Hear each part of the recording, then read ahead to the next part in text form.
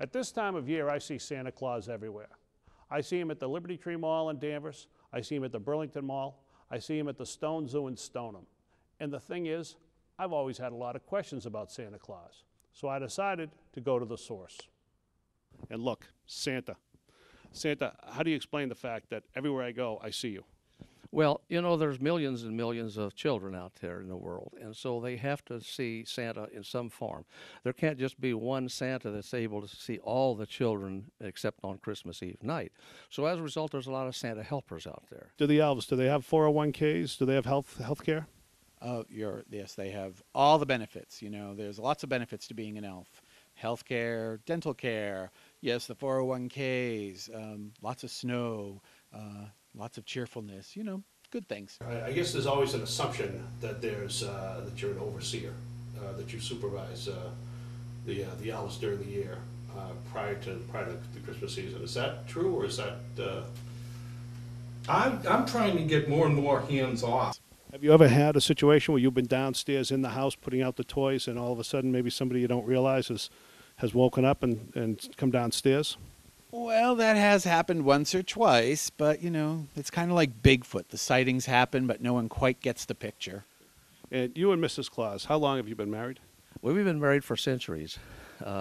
Sometimes it seems like that. For a snack, milk or whiskey? Oh, milk, definitely. But I always tell the kids, just a half a glass of milk, because if I drank a whole glass of milk at every house, and actually I prefer skim milk now. Yes, I'm also thinking about my weight too. Yeah, so. Good thinking. A lot of houses, great big world, one night, a lot of chimneys, one man. How do you do it? Triathlons all the time up in the North Pole. I practice. It just, you know, we work pretty fast. We've got it down to a science. In and out, drop the toys, eat the cookies, go.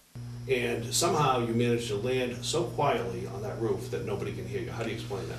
Because it's just so fast. It's not that they couldn't hear me. If we were to slow the time down, they could probably do it. Super slow-mo. Right.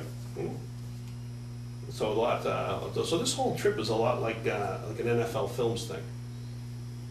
I suppose you could relate it to the NFL. And that whole Mama kissing Santa Claus thing, was that, what's the deal with that? I'll take the fifth on that. And when you're up there flying, see anything interesting? Oh, you'd be surprised what Santa sees, even though it's dark. After Christmas, for you, what do you do? December 26th, the Caribbean.